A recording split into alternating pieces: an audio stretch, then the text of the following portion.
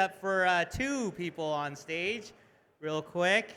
And let's go right into our next bit of programming. I think we got some double booking going on, so we're going to go for it. Here we go. So this next talk is Building the Future, Implementing Science Fiction from Cryptocurrency, AI to Spaceships. Welcome to the stage, Ken Rutkowski of Metal International, who's going to introduce his co-panelist. Go for it. Hello, hello. Hi there, I'm Ken Rutkowski. Thank you so much for joining me today. I'm going to bring on one of the most fascinating people on the planet, and that's a big commitment, by the way. He is known as a hacker, but don't think hacking code. He hacks the planet. So imagine hacking a Category 5 hurricane to a Category 3, or hacking malaria. That was his past gig. He ran a multi-billion-dollar laboratory for Nathan Merville, one of the co-founders of Microsoft. His clients, people that pay him, are people like Bill Gates, the World Economic Forum, some of the biggest change makers in the world somehow tap into his brain and ask him to somehow come up with ideas that will change the way we operate as humans. I'm honored. He only goes by one name, not even his surname, just as Pablos. Why don't you put your last name out there? I don't even say your last name. Pablos, everyone give it up for Pablos. All right, so hey, this is what I asked him to do real quick. I asked Pablos, instead of us talking, I'm a visual type of person. Most of you are visual, right? You want to see pictures and images. Do we have a clicker? And what he is doing is epic.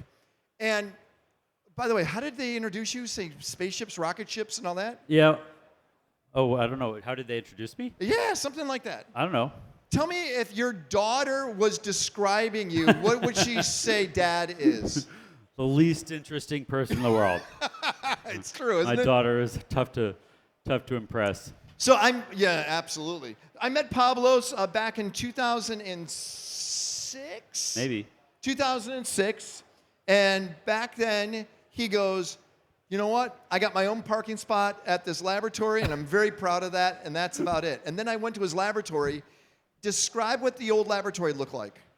Oh, that was a lab where we were inventing new technologies. Yep. And so we could invent anything. So Wait, this guy's leaving. You do not want to leave right now, sir. This is going to be the best talk. So we could build anything in that lab. So we basically just bought like one of every tool in the world, hired one of every kind of scientist, and then started inventing for everything. So we had bio lab, chem lab, laser lab, food lab, just everything. Yeah. All right. So you got some pretty pictures for us? Yeah, I don't have a clicker though. Oh, we need a clicker? It's on the way. Okay, let me just tell you real quick. If you notice this image, his logo, his brand, his face, his glasses, he makes himself. How many of those glasses do you have? I've saved up enough to last, hopefully, at least 1 or 2 lifetimes. And you actually have metal from what to make the next iteration? From the SR-71 Blackbird. The Blackbird, the fastest known plane, the stealth bomb. So this is where he thinks. He goes, all right, I'm going to have to make some new glasses in the future. I'm going to make it from the fastest flying spy plane ever. Well, they made them out of really cool titanium alloy. All okay, right, let's click and go. So what do you got in front of us? Let's see. Let's go to the next slide. Okay, got it. We got the crazy professor. Okay, that's good right there. Okay. This is what I thought we could talk about. So what most people don't realize is cargo ships have 2 gas tanks. So the first one has refined fuel, like your car, burns clean. As soon as they get out of sight, then they switch to burning this nasty bunker oil. It's like optimized for carbon emissions. It's really the grossest stuff you could get to burn. And that's how we built the shipping industry. How much CO2 is output from the entire shipping industry? I think it's about twice the emissions of air travel. Of air travel, wow. Yeah, okay. Cargo shipping. And so I've been thinking about it. We have a company that started working on how do you solve this problem, make zero emissions. Next slide. So, interestingly, we used to be able to sail across oceans just using wind. That worked for centuries, but for some reason we're burning all this crap to make cargo shipping. Oh, go back. Anyway, I don't know what's going on with the slides. But the point is, we can build cargo ships that sail themselves with no fuel and no emissions. And completely autonomous? Completely autonomous. They don't need, it's easier than self-driving cars. It's not even that hard to do. I think that's like one of these things that people don't realize. Like, we're at a point now where we can rebuild these industries and make them super clean. $5 out of $6 on a ship in its lifetime is burned as fuel. So it's not like you have to do it to save the planet, do it to save money. So Okay, so let's make sure we understand. You have a fund that looks at mad scientist type stuff. Yeah, right. Okay, how far off is this type of technology that you're investing into?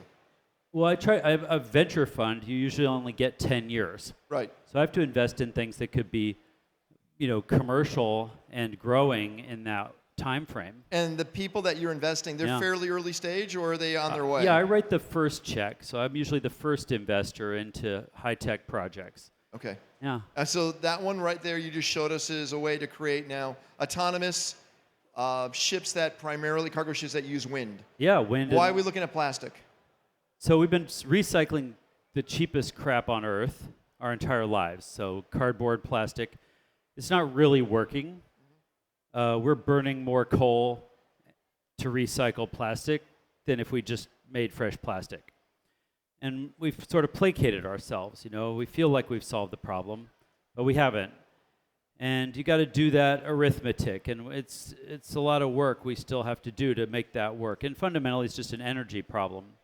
But if you go to the next slide, it's interesting because we haven't even started recycling the most expensive stuff on Earth.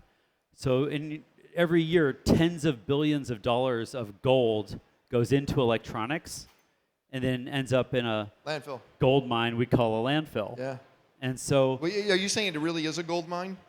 It's a landfill, has millions of dollars of gold in it. And it's just sitting there.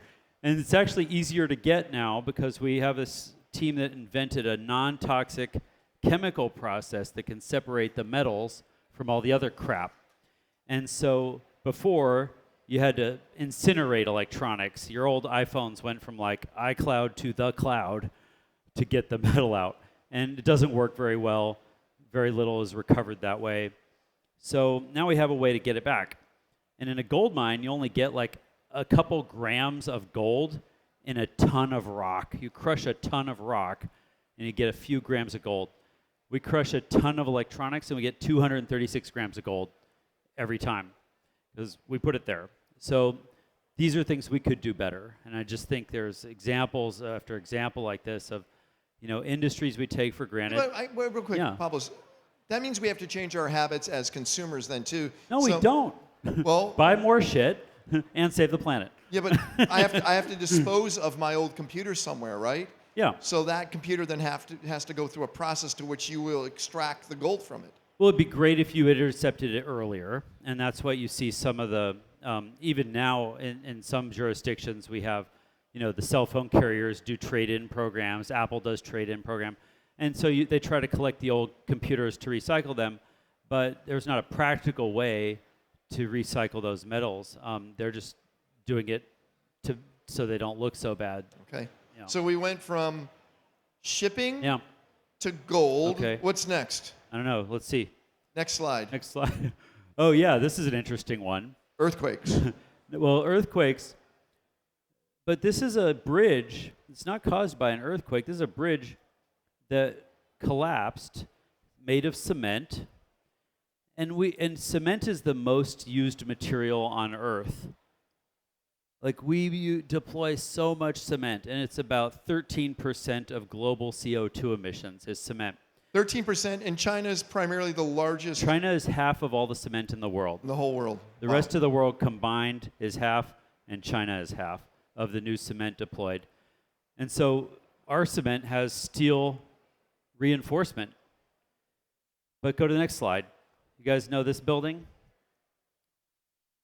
It's called the Pantheon. Yeah, it's in Rome. I was just there. It's been there. It's one of the oldest structures in Rome. 2,000 years. Yeah. And it's fine. And it's made of cement with no steel reinforcement. How do they do it? And that's a seismic zone. And nobody's been able to figure out how they did it. It is a seismic zone. You're right. For 2 millennia, no one's figured out how did the Romans do that. Well, we got this team at MIT that just figured it out. And so now we know how to make cement that lasts virtually forever. Well, tell us a little more if you guys have figured it out. Yeah. What makes that type of structure more durable than the cement concrete today? I think the main reason is the cement that the Romans made had lime trapped in it. All cement cracks, and then water seeps into the cracks and sort of destroys the cement from the inside out.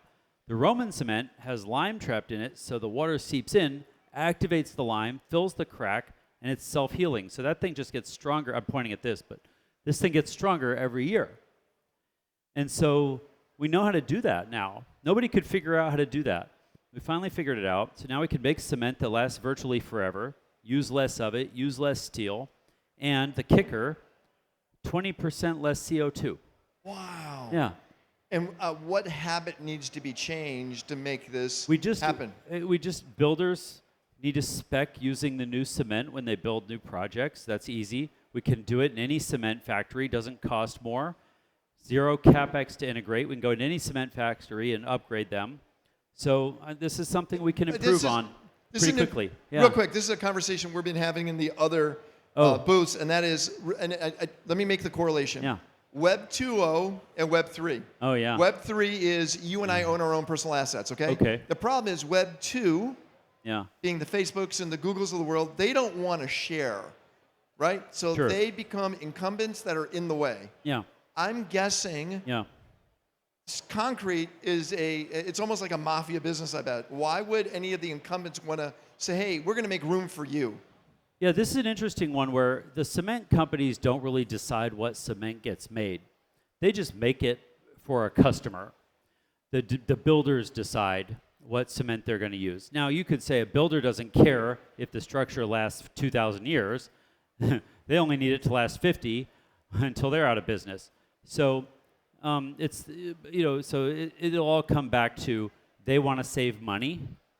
So if we can show this cement lasts longer, maybe you don't care about that.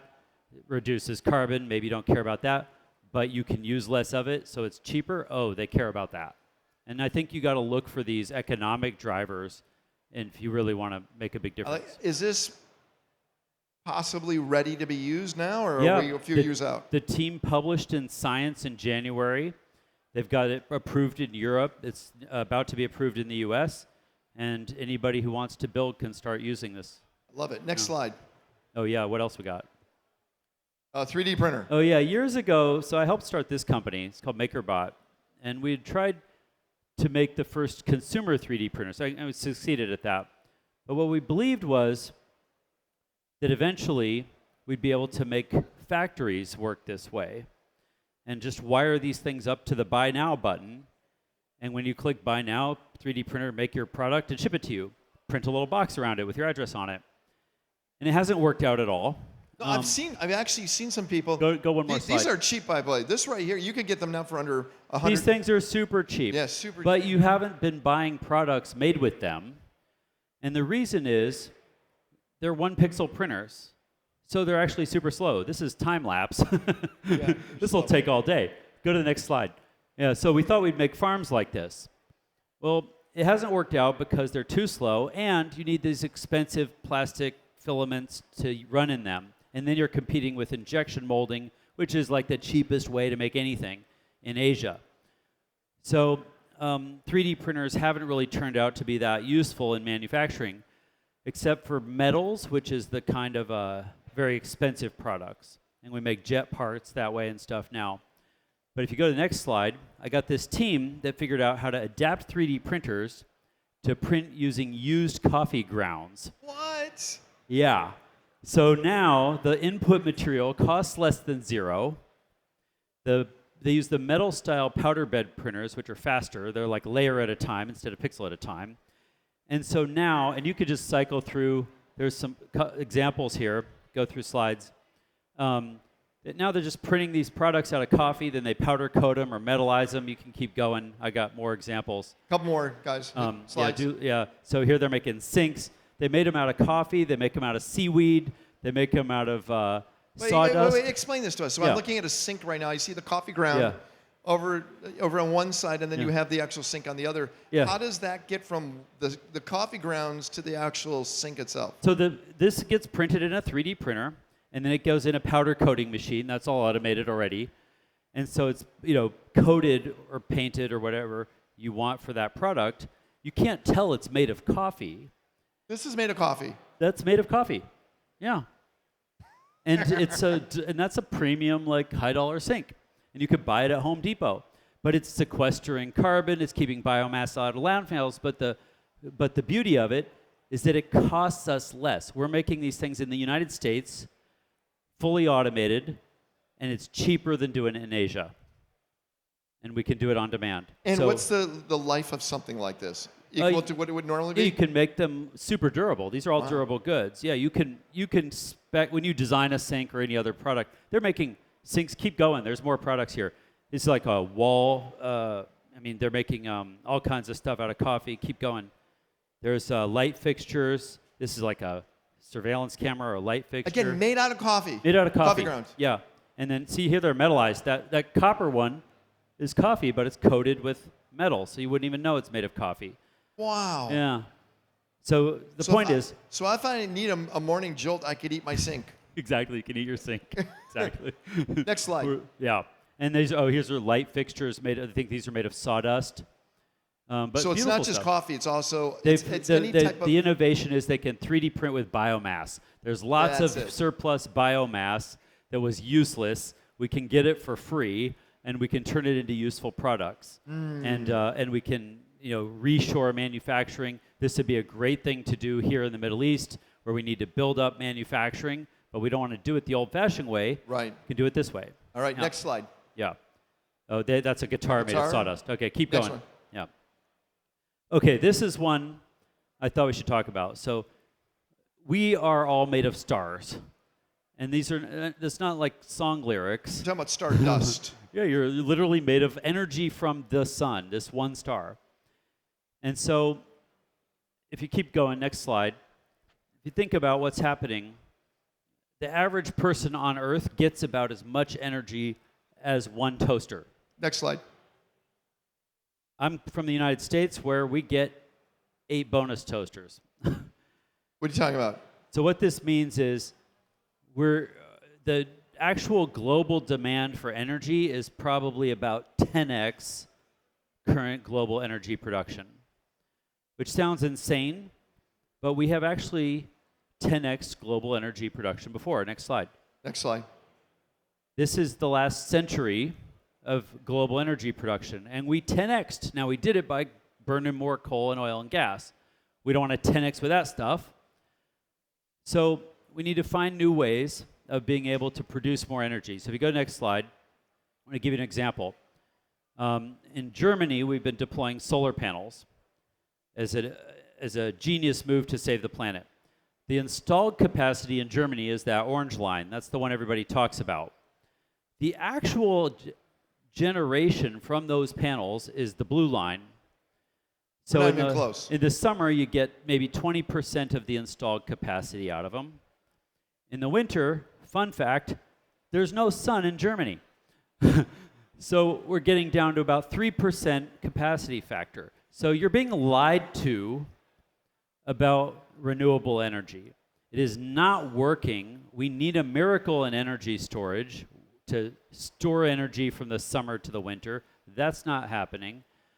And so we really need to figure out better ways of solving this. Well, I'm guessing you figured it out. Next slide. All right, next slide. Solar panels, here, go to the next slide. Solar panels have 2 big problems, clouds and nighttime. But if you take the same solar panel and you put it up in space, next slide, it'll get sun 24/7. Yeah, but isn't it a fortune to put stuff into space? It was a fortune to put stuff in space using space shuttles. Yeah. But we're down 20x because of SpaceX. So it is now economical to do this. Well, let's step back. To send something up on the space shuttle. Well, actually, can you go all the way back to the Apollo missions? Yeah. How much did it cost? Apollo and space shuttles were about the same, actually, at about $40,000 a kilogram. A kilogram, 40,000 US, okay? Yep. Where are we at now? Now we're at about 1,800 a kilogram. And where should it be? SpaceX target for Starship is 10. That's unbelievable. Doing solar in space will become the lowest cost baseload energy anywhere on Earth this decade.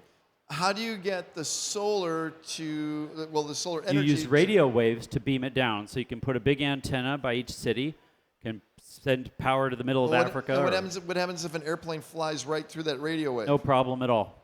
Really? We expect the beam to be this half the energy density of sunshine. So you can stand in front of it. You'll get a little warm, like if you stood in the sun. Doesn't hurt you. Don't you have the same situation, clouds, that will impede it going through? It's a frequency that goes right through clouds.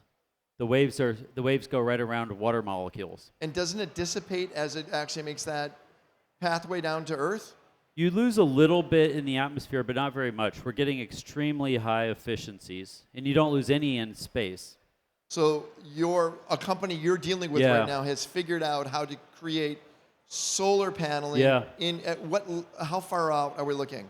Well, they're not Is it low Earth orbit? They're not LEO like Starlink and stuff. They're way the hell out there. They're on these big geosynchronous orbits. It's called space for a reason.